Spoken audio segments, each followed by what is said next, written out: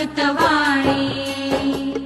भगवंतानी तिच्या गुणाची प्रशंसाच केली, पती सारखे ध्येय आखले श्रेष्ठ अशी ठरली।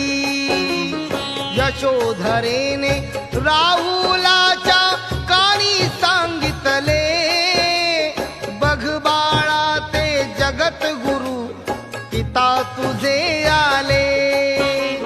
राहुल आपुल्या पित्या शेजारी जाऊनी बसला, आपण माझे पिता आहात ना असे म्हणू लागला।